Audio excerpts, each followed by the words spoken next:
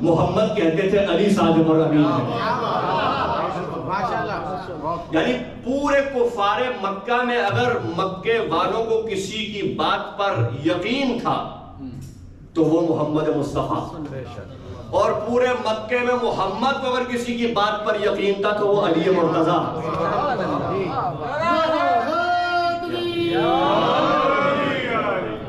ورنہ مسلمان بہت تھے، یہ ہجرت کا وقت ہے، بہت مسلمان تھے مکے میں. اب تو یہ مدینے مسلمان تھے اس وقت جو آپ کے استقبال کے لیے آپ کا انتظار کر رہے تھے، لیکن ان سب میں بس رسول نے اپنے بھائی علی کو چنا. اچھا امامت کس کی ہے؟ کافروں، مسلمانوں کی بھی نہیں ہے. لیکن رسول نے کہا ضائع نہ ہو، امانت میں خیانت نہ ہو. تو پھر کسی ایسے کی تلاش تھی کہ جو امانت کا امین ہو. اب میرے مولا امیر المومنین کے حوالے جب یہ تمام تر امانتیں رسول نے مولا کے حوالے کر دی اور کہا کہ علی کل جب آپ اٹھیں گے، اور زندگی کی ضمانت بھی دے دی، کل جب آپ اٹھیں گے اور مدینے کی طرف آئیں گے تو آنے سے پہلے کعبے کے باہر جا کے اعلان کر دیجئے گا جس کے پاس جس کی امانت رسول کے پاس ہے آج وہ علی لوٹائیں گے. جس کو رسول نے کوئی وعدہ کیا تھا وہ وعدہ علی نبھائیں گے. جس سے رسول نے کوئی وصیت یا کوئی کام کرنا تھا جس کا جو نہیں ہوا وہ کام آج علی کریں گے. بھئی میں کہنا چاہتا ہوں کہ جہاں اتنے مسلمان، اتنے صحابہ، اتنے بڑے بڑے نام تھے، اس کے باوجود بس علی کا انتخاب کیا. کس چیز کے لیے؟ کافروں کی امانت کے لیے. مسلمانوں کی بھی نہیں، کافروں کی امانت کے لیے علی کا انتخاب کیا. تو اگر بیدار ہے تو جملہ ہدیہ کر رہا ہوں، بھئی جنہیں رسول نے کافروں کی امانت نہ دی انہیں اللہ کی خلافت کیسے مل گئی؟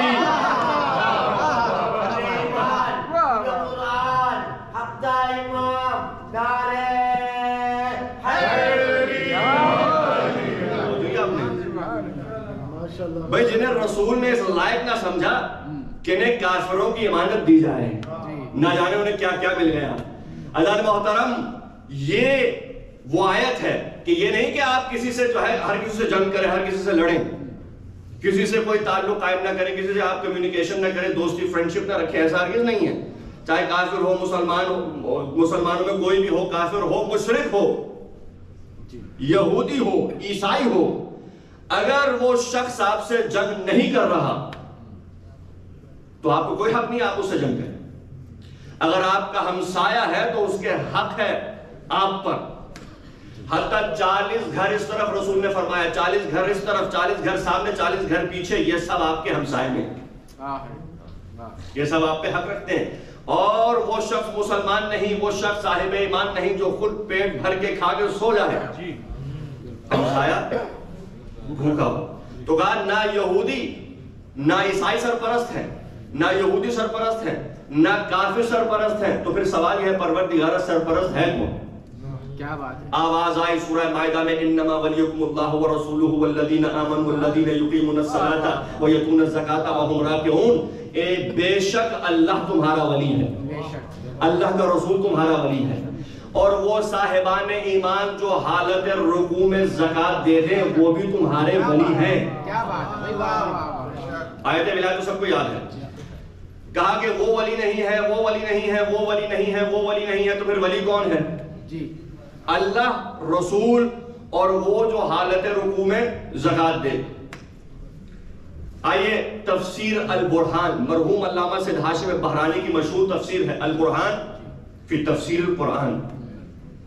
اس میں لکھتے ہیں کہ جب یہ آیت نازل ہوئی علی علیہ السلام نماز ظہر پڑھ رہے تھے، محو عبادت تھے، نماز ظہر، مسجد میں آپ تھے.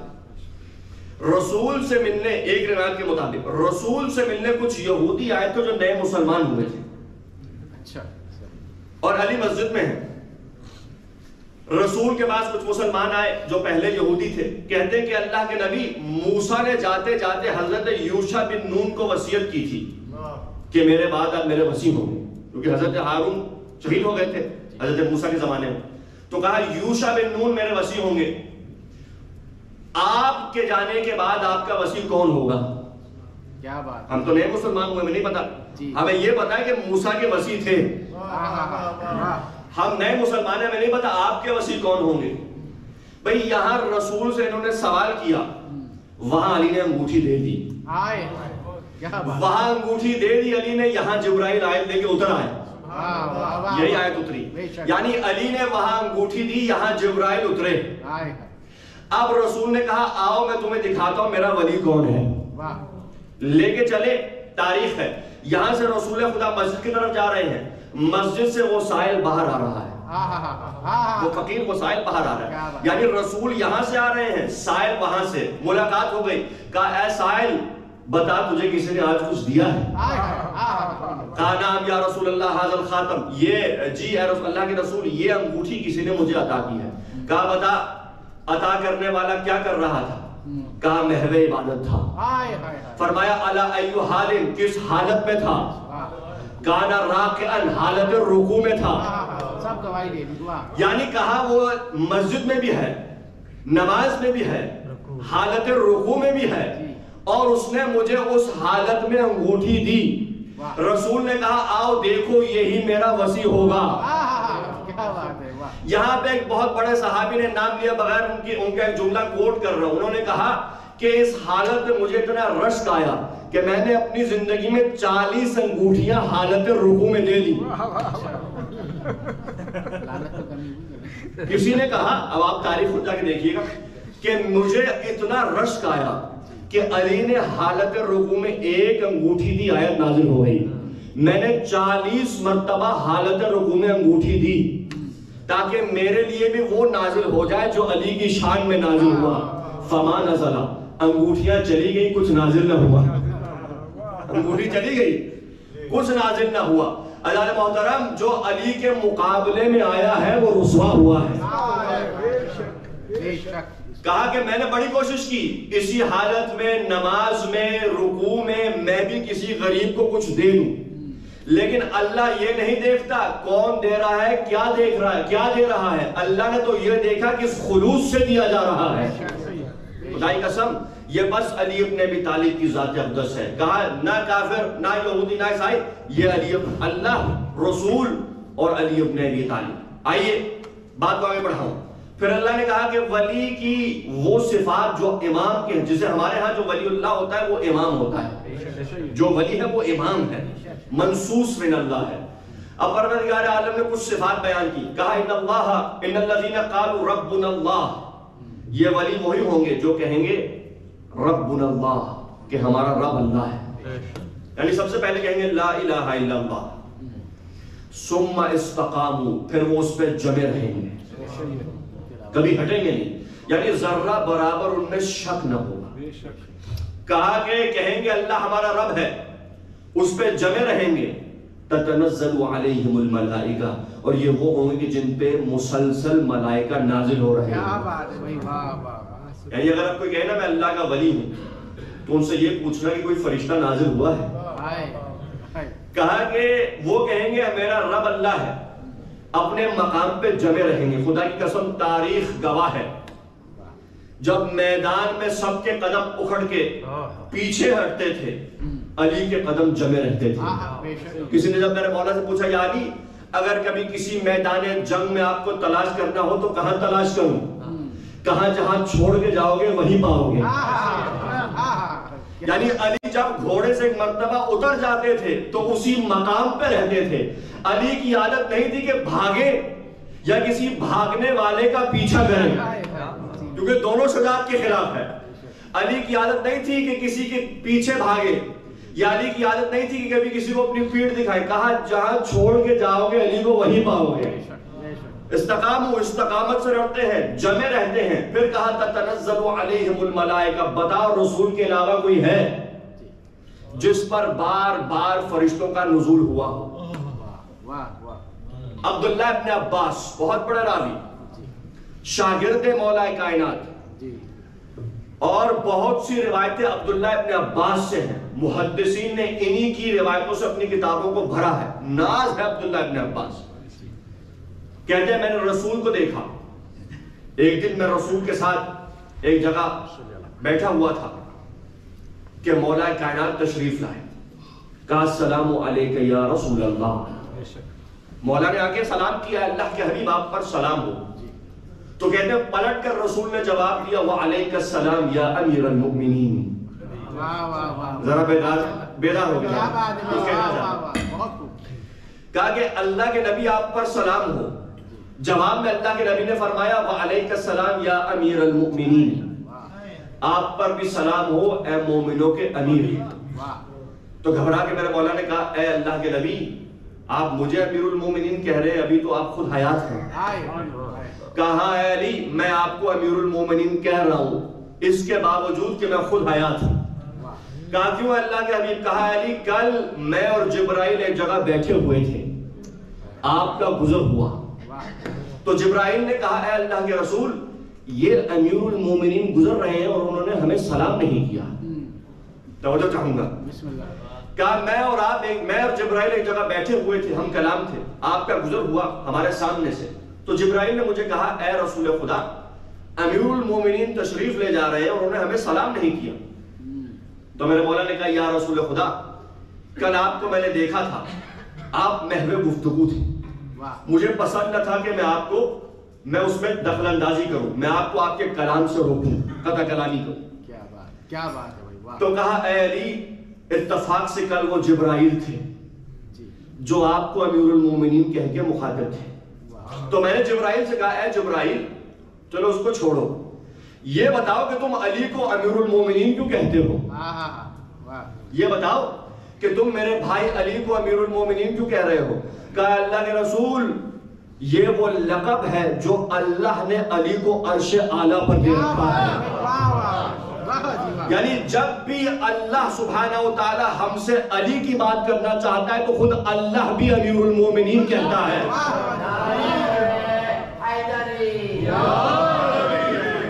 کہا کہ مجھے اللہ نے جنگ احد اور بدر میں حکم دیا تھا کہ آپ پر نازل ہو جاؤں اور آپ سے کہوں کہ اے محمد مصطفیٰ امیر المومنین کو حکم کیجئے کہ گھوڑا لے کے میدان کے وسط میں آ کے گھوڑا اٹھا کے جنگ کریں. آپ نے دیکھا نا جب کوئی بہادر جنگ کرتا ہے تو ایک مرتبہ گھوڑے کو جلان دیتا ہے, سامنے 2 قدم گھوڑے کے اڑ جاتے ہیں. تو اللہ نے جبرائیل کو حکم دیا کہ رسول سے کہیں کہ علی کو کہیں گھوڑا لے کے میدان کے وسط میں آ جائیں, گھوڑا اٹھا کے جنگ کریں, کیونکہ فرشتے یہ جنگ دیکھ رہے ہیں. بھئی وہ فرشتے جو ہر حالت میں عبادت میں رہتے ہیں, جہاں علی میدان میں اترے عبادت چھوڑ کے علی کو دیکھ رہے ہیں. کیوں؟ کیونکہ علی کو دیکھنا بھی عبادت ہے. اب چاہے تسبیح کر رہے ہو یا علی کا چہرہ دیکھ رہے ہو. النظر الى وجہ علی ابن ابی طالب عبادہ وافضل العبادہ. کہا علی جب جنگ کرتے ہیں تو فرشتے وہ منظر دیکھتے ہیں, کس طرح علی کا گھوڑا ہے, کس طرح علی کی تلوار ہے, کس طرح علی کی وار ہے, کس طرح علی کی کاٹ ہے, کس طرح امیر المومنین سے دشمن بھاگتا ہے. یہ وہ منظر تھا جسے فرشتے عرش اعلیٰ سے دیکھنا پسند کرتے تھے. کہا جب اللہ نے مجھے بھیجا تو یہ نہیں کہا کہ رسول سے کہو علی کو بھیجیں, کہا کہ رسول سے کہو امیر المومنین کو بھیجیں. یعنی یہ لقب اللہ کا دیا ہوا ہے اور یہ خصائص امیر المومنین میں سے ہے. یعنی یہ ایک ایسا واحد لقب ہے کہ جو بس علی ابن ابی طالب کی ذات سے مختص ہے. درود پڑھیے محمد و آل محمد پر.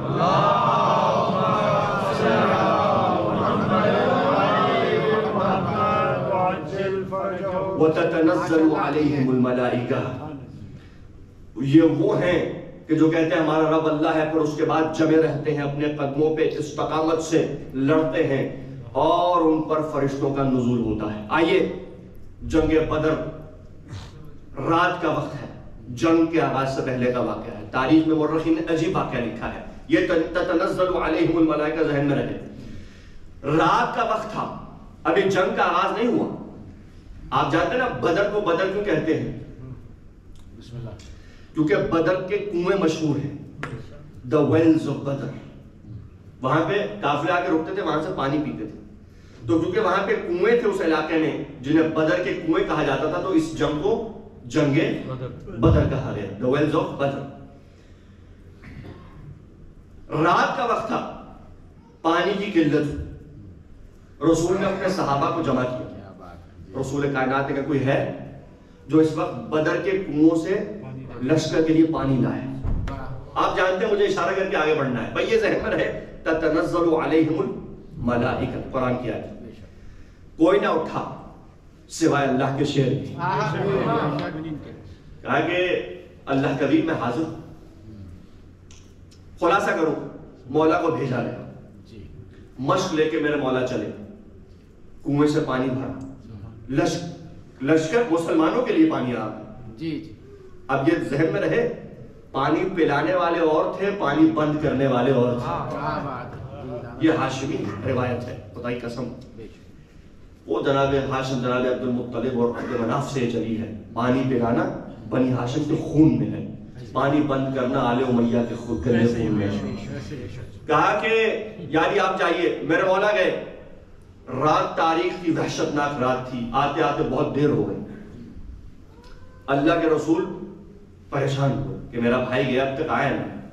تو در خیمہ پہ رسول کافی دیر تک دیکھتے رہے کہ کب علی آئیں گے, کب علی آئیں گے, کب علی آئیں گے. توجہ ہے سب کی میرے ساتھ بھائی. کافی دیر گزرنے کے بعد رسول پریشان رہے. کیا دیکھا, دور سے علی ابن ابی طالب چلے آ رہے ہیں, مشکیزہ اٹھایا, یہ ساقی کوثر آ رہا ہے دور سے.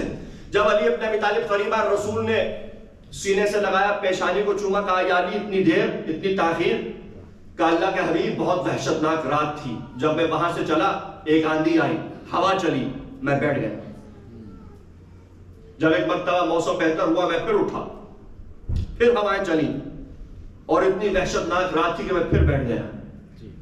اس طرح 3 مرتبہ مجھے بیٹھنا پڑا, یہاں تک کہ مجھے آتے آتے تاخیر. مسکرا کے اللہ کے حبیب نے فرمایا, اے علی جانتے ہو وہ ہوائیں کیا تھی؟ کہا پہلی ہوا جو چلی تھی وہ جبرائیل 1000 فرشتوں کے ساتھ نازل ہوئے تاکہ آپ کو سلام پیش کریں. دوسری ہوا چلی تو وہ میکائیل 1000 فرشتوں کے ساتھ نازل ہوئے تاکہ آپ کو سلام پیش کریں. تیسری ہوا چلی تو اسرافیل 1000 فرشتوں کے ساتھ نازل ہوئے تاکہ آپ کو سلام کریں. بھائی جس ذات کو ایک رات میں 3000 ملک سلام کریں وہ رضی اللہ نہیں, وہ علیہ السلام ہوتا ہے. کیا بات ہے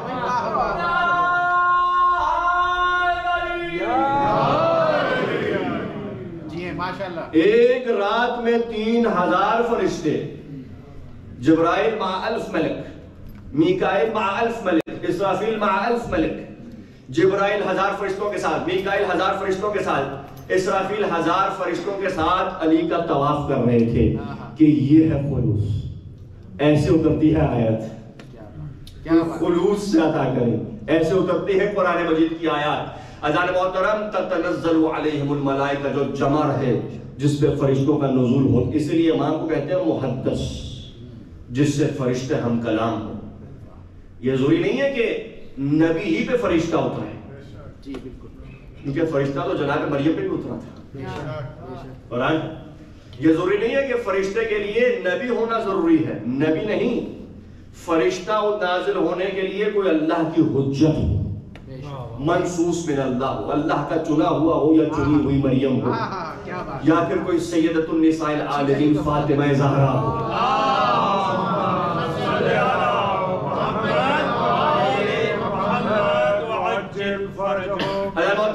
مرحوم علامہ ہلی نے اپنی کتاب الفین, مشہور کتاب ہے آپ کی, اور شیعہ امامیہ اثنا عشریہ کے علم الکلام اور علم عقائد کی سب سے اہم کتاب کا نام ہے کتاب الفین.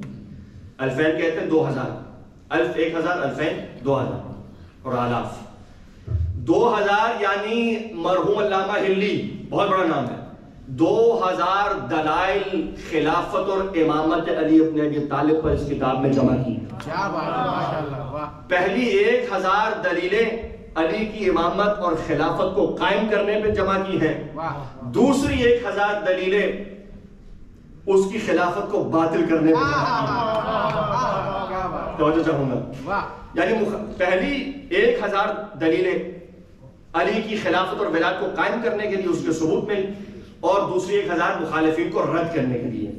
اس کتاب کو جوڑ کے جو نام دیا ہے وہ ہے 2000 الفین. اس کتاب میں انہوں نے بحث کی ہے کہتے ہیں کہ جو امام ہوگا اس کی کچھ صفات ہیں، بہت سی صفات بیان کی ہیں، بس 2 سے 3 4 اور میں زحمت تمام کروں، اگر سننا پسند کریں گے اللہ سکے نہیں ہے۔ کہتے ہیں کہ اور یہ ہماری شیعوں کی سب سے اہم کتاب، یہ ذہن میں رہے، علم الکلام میں عقائد تھیولوجی دی اسٹڈی آف امامہ، اس میں سب سے بڑی کتاب مانی جاتی ہے۔ کہتے ہیں کہ امام کی صفات میں سے جو بہت بڑی صفات ہیں ان میں سے ایک یہ ہے کہ امام کی توجہ دائماً الی اللہ ہوتی ہے۔ توجہ چاہوں گا، یعنی امام کی توجہ ہمیشہ اپنے رب کی طرف ہوتی ہے، وہ کبھی یاد خدا سے غافل نہیں ہوتا، اور جس کی توجہ دائماً الی اللہ ہو وہاں پھر خطا سہو و نسیان کا کوئی امکان نہیں ہے۔ وہ اور ہوتے ہیں جو ممبر پہ آگے یہ کہیں کہ ہم بھی تم جیسے انسان ہیں، ہم پہ بھی شیطان طاری ہو جاتا ہے، جب تک تم دیکھو ہم راہ راست پہ ہیں تو ہماری اطاعت کرنا، اور اگر یہ دیکھو ہم پٹری سے اتر جائیں تو کھینچ کر ہمیں واپس لے آنا۔ وہ اور ہوتے ہیں، لیکن علامہ ہلی کہتے ہیں کہ تشیع میں جو امام ہوتا ہے اس کی توجہ دائماً الی اللہ ہے، یعنی وہ کچھ نہیں دیکھتا مگر یہ کہ اس سے پہلے خدا کو دیکھتا ہے، اس سے بعد میں خدا کو دیکھتا ہے، اس کے درمیان میں بھی خدا کو دیکھتا ہے۔ اب یہ ایک عرفانی جملہ ہے، ظاہر سی بات ہے کہ دیکھنا آنکھوں سے مراد نہیں ہے، وہ دل کی آنکھوں سے دیکھتا ہے۔ کہا کہ پہلی تو بات یہ ہے۔ دوسری صفت امام کی یہ ہے، امام اپنے زمانے کا افضل ہوتا ہے، اور جو افضل ہوتا ہے وہ مفضول کی پیروی نہیں کرتا۔ اب آپ سمجھتے میرے مولا نے کیوں کہا تھا مثلی لا یبایع مثلہ، مجھ جیسا اس جیسے کی بیعت نہیں کر سکتا، کیونکہ حسین افضل ہیں اور وہ مفضول ہے۔ تو جب حسین مفضول کے ہاتھ میں ہاتھ نہیں دے سکتے تو پھر علی کیسے دے سکتے ہیں؟ بعض لوگوں نے کہا 6 مہینے کے بعد دے دیا تھا۔ بھائی افضل پر حرام ہے مفضول کی بیعت کرے، کیونکہ یہ تو اللہ کی ہدایت کہ ستون اور مینار مسمار ہو گئے۔ اگر معصوم غیر معصوم کے ہاتھ میں اپنا ہاتھ دے دے تو اگر حسین نے نہیں کی تو حسن نے نہیں کی، اور حسن نے نہیں کی تو علی نے نہیں کی۔ پہلی دوسری صفت۔ تیسری صفت وہ کہتے ہیں امام وہ ہوتا ہے کہ جو کام کرتا ہے اللہ کے ارادے سے کرتا ہے۔ اور عجیب بات ہے کہ بخاری میں اس سے ملتی جلتی ایک روایت ہے، بخاری نے لکھا کہ جو اللہ کا ولی بندہ ہوتا ہے وہ اللہ سے اتنا قریب ہوتا ہے، اتنا پاک ہوتا ہے، گناہوں سے اتنا دور ہوتا ہے کہ اللہ اسے ایسے مقام پہ لے آتا ہے کہ پھر وہ اپنی آنکھ سے نہیں اس کی آنکھ سے دیکھتا ہے، اس کے کان سے سنتا ہے اور اس کی زبان سے کلام کرتا ہے۔ یہ بخاری ہے، بھی میں اپنی روایتوں میں نہیں آیا لیکن آپ پہنچ گئے ہیں۔ یعنی جو اللہ کا ولی ہوتا ہے وہ اللہ سے اتنا قریب ہوتا ہے، بخاری امام بخاری سے بخاری میں کہتے ہیں کہ وہ پھر اپنی آنکھ سے نہیں دیکھتا ہے تو اس کی آنکھ سے دیکھتا ہے، کوئی کام کرتا ہے تو اس کے ہاتھ سے کرتا ہے۔ ہم بھی یہ کہتے ہیں کہ جو امام ہوتا ہے وہ عین اللہ سے دیکھتا ہے، اور نظر اتنی اس کی اتنا صاحب بصیرت ہے تو زمین و آسمان میں دیکھ کے بتا دے اس وقت جبرائیل کہاں ہے۔ ہاتھ ایسا ہے کہ چاہے اس ہاتھ سے درے خیبر کو اکھاڑ دے، زبان ایسی ہے وہ جو کہے وہ نفس رسول کا قول بن جائے، اور یہ کہے کہ انا کلام اللہ الناطق، یعنی میں بولتا ہوا قرآن ہوں۔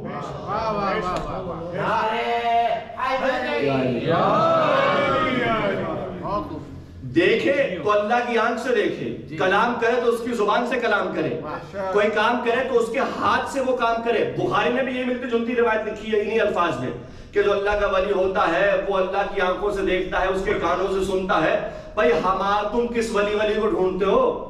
ہمارے ہاں ایک ایسی ذات ہے جہاں عین اللہ بھی ہے، لسان اللہ بھی ہے، وجہ اللہ بھی ہے، عضو اللہ بھی ہے، قلب اللہ بھی ہے، جنب اللہ بھی ہے، حزب اللہ بھی ہے،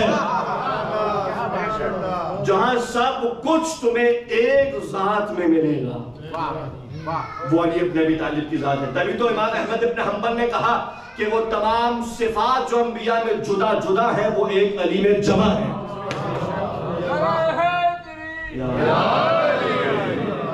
کل قرآن کل ایمان حق تا امام نعرہ حیدری۔ تو سمجھ گیا آپ نے؟ تمام مولا امیر المومنین سے جو چیز بھی منسوب ہے وہ اللہ کی ہے. حتیٰ روایت ہے شیخ صدوق نے اپنی کتاب امامت اور ولایت میں اس کو لکھا ہے کہ رسول صلی اللہ علیہ وآلہ وسلم نے ارشاد فرمایا ولایت علی ابن ابی طالب ولایت اللہ. علی کی ولایت اللہ کی ولایت ہے. بعض لوگ کہتے ہیں کہ بعض اوقات مولا امیر المومنین نے جب اپنے فضائل پڑھے ہیں, جب مولا امیر المومنین نے اپنی تعریف کی ہے, تو یہ اپنی تعریف کرنا اچھی بات نہیں ہے. بعض لوگ کہتے ہیں کہ علی نے تعریف کیوں کی؟ علماء نے بہت سے جواب دیے. ایک جواب تو یہ ہے علی نے اپنی تعریف اس لیے نہیں کی کیونکہ خدا نہ خواستہ میرے مولا علی میں کوئی تکبر تھا. علی کی ذات معصوم ہے. تعریف اللہ نے اس لیے کی ہے تاکہ کل کوئی عقل کا اندھا یہ نہ کہے کہ ہمیں تو پتہ ہی نہیں تھا. علی بتا دیتے تو ہم بھی بیعت کر لیتے. علی بتا دیتے تو ہم کبھی درہ علی پہ آگ لے کے نہ آتے. اگر بیدار ہے مجمع, مجھے نہیں پتا کون سنتا ہے, میں تمام کر رہا ہوں بس. اس کے بعد علی نے اپنی تعریف نہیں کی. علی نے جملہ ہدیہ کر رہا ہوں, علی نے اپنی تعریف نہیں کی, علی نے اس ولایت کی تعریف کی ہے جو اللہ نے عطا کی تھی. ولایت علی ولایت اللہ. علی کی ولایت اللہ کی ولایت ہے. وحبہ عبادت اللہ, اس کی محبت اللہ کی عبادت ہے. واتباعہ فریضۃ اللہ, اس کا اتباع اللہ کا فریضہ ہے. واولیاءہ اولیاء اللہ, علی کے شیعہ اللہ کے شیعہ ہیں. تو مجھے کہنے دیجئے اگر علی کے شیعہ اللہ کے شیعہ ہیں تو علی کے دشمن اللہ کے دشمن ہیں. اگر اب بھی جملہ واضح نہ ہوا ہو تو قرآن مجید کی سورت کا سہارا لیتا ہوں. أَلَمْ تَرَ كَيْفَ فَعَلَ رَبُّكَ بِأَصْحَابِ الْفِيلِ, کیا اے حبیب کیا آپ نے نہیں دیکھا ہم نے اصحاب فیل کے ساتھ کیا کیا؟ جملہ آپ نے سنا, میں ہدیہ کر رہا ہوں جلدی سے. بھئی اصحاب فیل جب گھر اللہ کے گھر کو مسمار کرنے آئے تو ارسل علیہم طیرا ابابیل, تو اللہ نے ابابیل کا پرندہ بھیجا. تاریخ گواہ ہے, مورخین نے لکھا, قصص الانبیاء میں ہے کہ تاریخ میں ایک ایک پرندے نے 3 پتھر اٹھائے تھے, 2 پنجوں میں, 1 چونچ میں. جب بھی کسی اصحاب الفیل یعنی ہاتھی والے, کیونکہ ہاتھی لے کے آئے تھے وہ یمن سے, تو جب بھی اصحاب الفیل کے اوپر سے گزر ہوتا تو یہ پتھر گراتے, اور جہاں بھی یہ پتھر لگتا وہ ظالم فی النار ہو جاتا. تو اللہ نے ایک اصول دے دیا کہ جو میرا دشمن ہوگا میں پتھر سے ماروں گا. اگر بیدار ہے مجمع کے لے جا رہا ہوں. بھئی مجھے نہیں پتا کتنے پتھر سے کتنے پرندے تھے, میں بس اتنا جانتا ہوں اللہ نے ایک پتھر سنبھال کے رکھا تھا. یہ غدیر میں ایک منافق آ رہا تھا. بھئی جب ظالم نے کہا نا کہ ہم اللہ کے گھر کو توڑ دیں گے تو جناب عبد المطلب نے کہا میں اپنے اونٹوں کا مالک ہوں, وہ اس گھر کا مالک ہے. جناب عبد المطلب کا مشہور جملہ ہے, میں اپنے اونٹوں کا مالک ہوں. یہ گھر وَلِلْبَيْتِ رَبٌّ, اس گھر کا بھی ایک رب ہے, اس کا بھی ایک مالک ہے, وہ خود ہی دفاع کرے گا. یہاں سے جب یہ لشکر چلا تو ایک مرتبہ پرندے آئے اور سب کو فی النار کر دیا. اصول قاعدہ کیا ہوا؟ قرآن مجید کی صورتوں میں قواعد ہیں, اصول ہیں, پرنسپلز. میرا دشمن پتھر سے مرے گا. حارث ابن نعمان فہری غدیر میں آیا رسول کے پاس, کہا جاتے جاتے علی کو ہم پہ مسلط, نماز پڑھ لی, روزے رکھ لیے, صدقہ خیرات کر دیا, حج بھی آپ کے ساتھ ہم نے کر دیا, تمام مناسک حج پورے کیے, اب علی وَسَأَلَ سَائِلٌ بِعَذَابٍ وَاقِعٍ, مانگنے والے نے کیا عذاب مانگ دیا. بھئی یہاں پہ کہتا ہے کہ اگر میں غلط ہوں تو مجھ پہ عذاب اترے. یہاں رسول کو پیٹھ دکھا کے ایک مرتبہ مڑا, وہاں سے پتھر نازل ہوا. بھئی پتھر چیرتا ہوا نیچے سے باہر آ گیا. آپ مجھے بتائیں وہاں بھی پتھر سے مرے, یہاں بھی پتھر سے مرا, فرق کیا تھا؟ فرق یہ تھا وہ جو اصحاب الفیل تھے وہ اللہ کے گھر کے دشمن تھے, یہ اللہ کے گھر میں پیدا ہونے والے کا دشمن تھا. اللہ نے پتھر سے مار کے بتا دیا کہ سنو قیامت تک کے لیے جو علی کے مقابلے میں آئے گا وہ علی کا نہیں میرا دشمن کہلائے گا. اور اپنے دشمن کا خیال میں خود رکھوں گا. جس طرح اللہ نے بتا دیا اصول دے دیا. یعنی ایک بعض اوقات لوگ کہتے ہیں کہ بھئی ہم نے معجزات نہیں دیکھے. کیا کس کو پتا آتش نمرود کیا اور جناب عیسیٰ کا عصا کیا اور وہ طیرن ابابیل جو پرندے جو ہیں پتھر رہے تھے کیا. اللہ نے مسلمانوں کو دکھا دیا کہ جو اس وقت پتھر برسا سکتا ہے وہ اب بھی کر سکتا ہے. جو اس وقت معجزات دکھا سکتا ہے وہ اب بھی کر سکتا ہے. اور اس لیے آل محمد سے وہ معجزات دکھائے. یہ ہیں ائمہ کہ جو کہیں ہم اللہ ہمارا رب ہے, اپنے مقام پر جمے رہیں. تتنزل علیہم الملائکہ, ان پر فرشتے نازل ہو کے انہیں سلام کریں. آپ جانتے ہیں نا جناب سلمان ایک مرتبہ جب سیدہ کے گھر تشریف لائے تو گھبرا گئے. مسافری روایتوں میں اسی بھی مصائب سے رہا. سلمان ایک مرتبہ, اور سلمان وہ واحد صحابی ہیں کہ جنہیں شہزادی کے گھر میں آنے کی اجازت تھی کیونکہ من اہل البیت. واحد صحابی ہیں, آگے شہزادی کی مدد کیا کرتے تھے. ایک دن گھر آئے تو کیا دیکھا کہ چکی خود سے چل رہی ہے, کھانا خود سے پک رہا ہے, حسنین کا جھولا خود سے کوئی جھلا رہا ہے, کوئی دکھائی نہیں دے رہا ظاہر. گھبرا کے بھاگتے ہوئے رسول کی مسجد میں تشریف لائے کہ اللہ کے حبیب عجیب منظر دیکھا ہے سیدہ کے گھر میں. تو مسکرا کے رسول خدا نے کہا سلمان کیا سیدہ کے گھر کو عام گھر سمجھ رکھا ہے؟ یہ وہ گھر ہے جہاں فرشتوں کی رفت و آمد ہے. بھئی اس گھر کے غلام جبرائیل و میکائیل ہیں. وہ جبرائیل جو اللہ کی وحی کا امین ہے, امین وحی اللہ. لیکن اگر جبرائیل کو کسی بات پر فخر ہے تو وہ یہ نہیں کہ میں نے رسول کو قرآن دیا, وہ یہ ہے کہ میں نے سیدہ کے گھر کی چکی کو چلایا ہے. کیا گھبراؤ مت, وہ اللہ کے گھر, وہ اللہ کے بھیجے ہوئے خدام ہیں. اس لیے علامہ مستنبط نے, یہ آخری روایت یہی سے مسائل, مستنبط علامہ جنہوں نے حرم امیر المومنین نے کئی سال نماز پڑھائی ہے, آیت اللہ سید احمد مستنبط کتاب ہے ان کی مشہور. انہوں نے روایت کو لکھا کہ جب پروردگار عالم نے نور جبرائیل کو بنایا, جب جبرائیل کو بنایا تو جبرائیل نے نور رسالت کو دیکھا تو کہا پروردگارہ یہ کیسا نور ہے؟ کہا پروردگار, اللہ نے کہا یہ میرے حبیب کا نور ہے.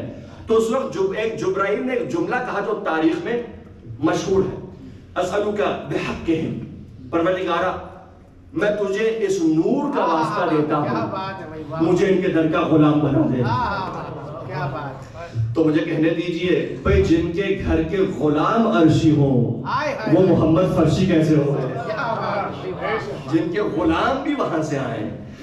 اور روایت ہے کہ جس نے علی سے نماز میں زکوٰۃ مانگی, انگوٹھی مانگی, وہ بھی زمینی نہیں آسمانی فقیر تھا. جنہوں نے در سیدہ پہ آگے روٹیاں مانگی وہ بھی فرشی نہیں عرشی فقیر تھے. تاکہ کوئی اس غلط فہمی میں نہ رہے ہم بھی انگوٹھیاں دے رہے ہیں, ہم بھی روٹیاں دے رہے ہیں, ہم بھی جو ہے صدقہ خیرات کرتے ہیں. ہو سکتا ہے کوئی ہو کیونکہ کسی نے 40 انگوٹھیاں بھی دی تھی لیکن اس کے باوجود وہ علی نہ بن سکا کیونکہ تیرے در پہ جو آئے گا وہ فرشی ہوگا, ان کے در پہ جو آتے رہے وہ عرشی تھے. انہیں بھیجا جاتا تھا کہ جاؤ ان کے در سے مانگو, حالانکہ سب کچھ عرش پہ ہے. نہ جانے کیا تھا سیدہ کی روٹیوں میں, نہ جانے کیا تھا علی کی خیرات میں, نہ جانے کیا تھا حسن و حسین کے گھرانے میں. بس یہ وہی جانتا ہے جو ان کو پیدا کرنے والا ہے, یا وہ رسول جانتا ہے جو جاتے جاتے ان سے متعلق وصیت کر گیا کہ دیکھو ان کا خیال رکھنا, دیکھو ان سے متعلق پوچھا جائے گا, دیکھو ان پر ظلم نہ کرنا.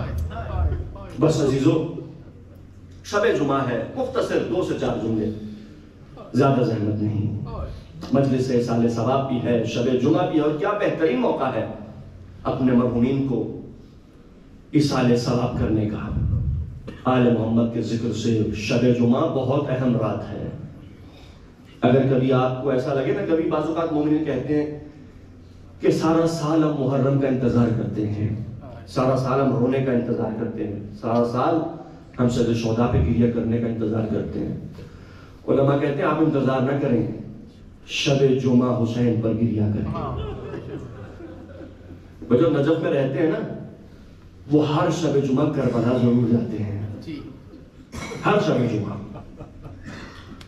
ایک واقعہ ہے جو بعض کتابوں میں نقل ہوا ہے. ایران کا ایک گاؤں تھا مازندران. مازندران میں ایک گروہ اکثر 40 چہلم کے موقع پہ کربلا جایا کرتا تھا.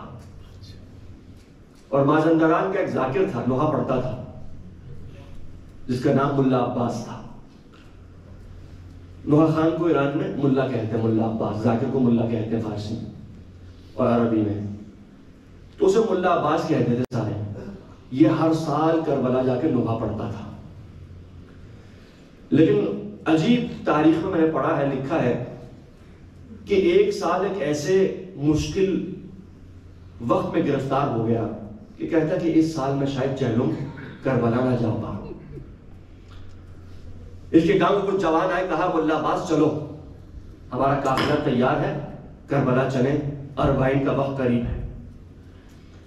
کہتا نہیں اس سال مشکلات ہیں اور بہت سے مسائل ہیں, پیسوں کی قلت ہے, اس سال میں اپنے مولا کے گھر پہ نہ جا پاؤں گا. بڑا پریشان تھا, روتا تھا. تو سب نے کہا دیکھو ہم مل کے تیری مشکل کو حل کر دیں گے اور تجھے لے جائیں گے, بس اس شرط پہ کہ تو ہر مقام پر رک کے ہمارے لیے نوحہ اور مسائل پڑھے.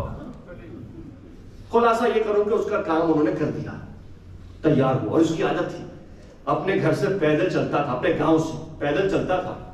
کئی دنوں کی مسافت ایران سے ایک علم اٹھا کے چلتا تھا, ایک علم بناتا تھا, اپنے کاندھوں کے ہاتھ پہ اٹھا کے اسے چلتا تھا.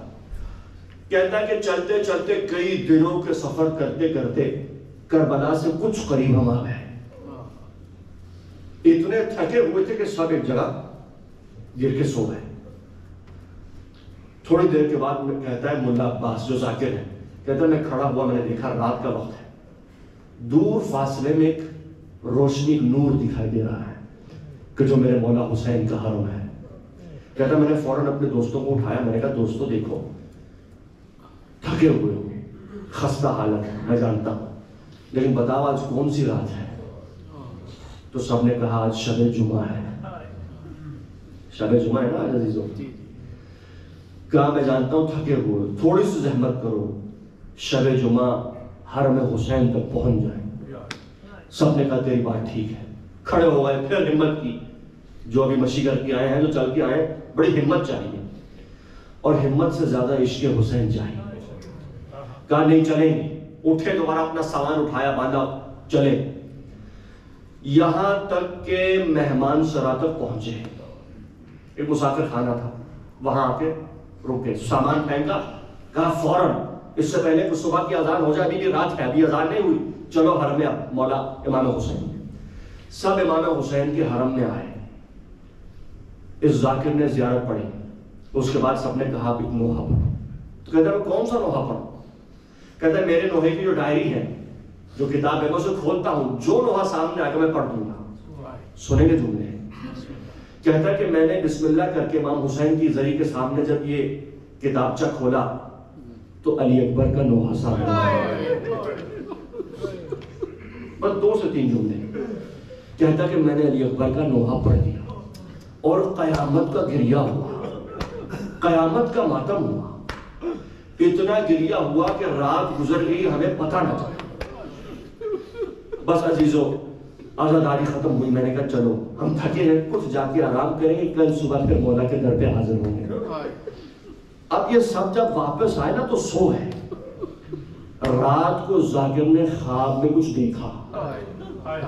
کہتا کہ میں اسی مہمان خانے میں ہوں جہاں ہم سب پڑے ہوئے تھے. ایک مرتبہ مہمان خانے کا دروازہ بجا, ٹک الباب ہوا. دروازہ کھلا تو ایک غلام تھا, ایک سیاہ فام غلام تھا.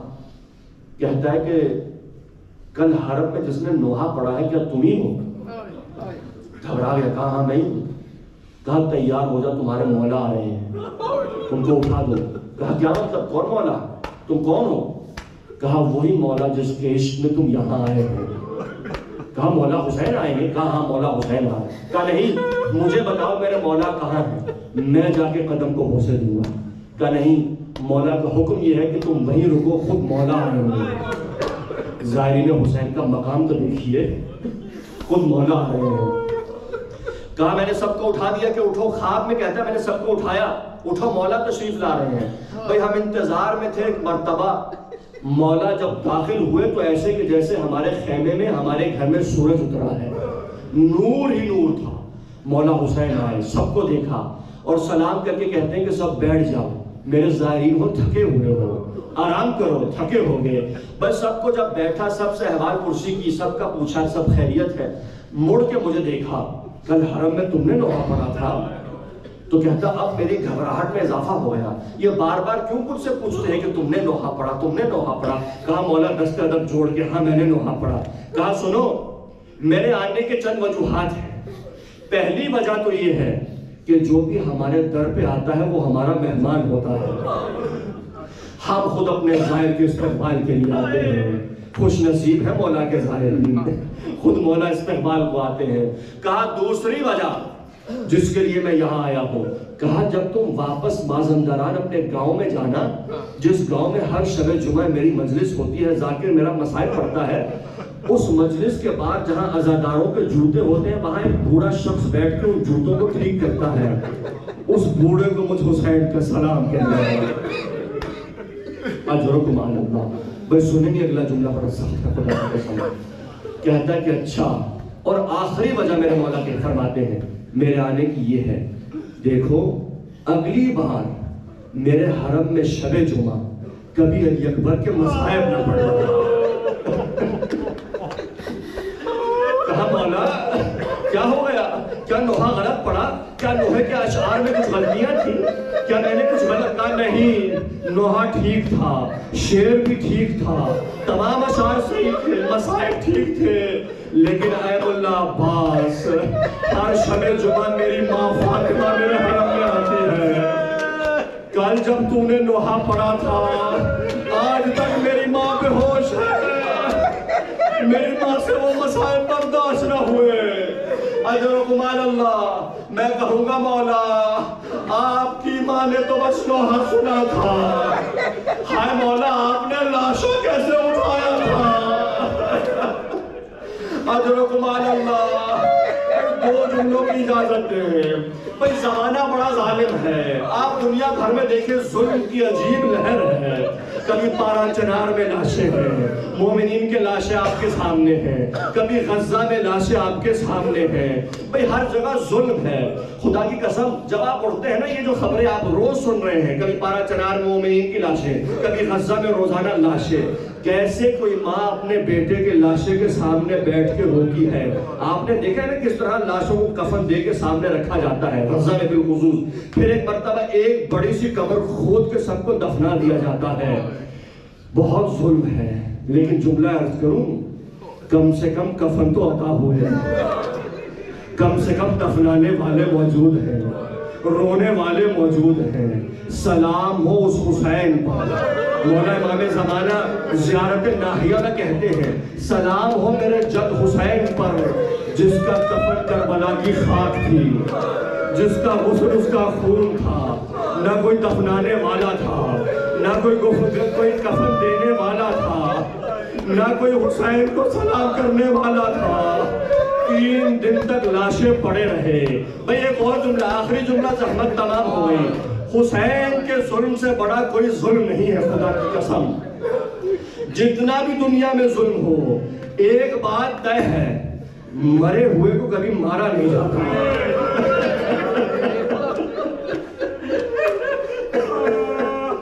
جو ایک بار مر جائے پھر اسے کوئی نہیں مارتا. ہائے میرا مولا حسین. شام غریبہ جب سب نے لاشیں اٹھا لیے, ان کے قبیلے نے کہا یہ ہمارا ہے, حبیب کے قبیلے نے کہا یہ ہمارا ہے, مسلم کے قبیلے نے کہا یہ ہمارا ہے. ہائے بس ایک غریب کی لاش تھی, کبھی یہاں کے گھوڑے وہاں, کبھی وہاں کے گھوڑے وہاں. وہ مظلوم جسے مرنے کے بعد بھی مارا گیا.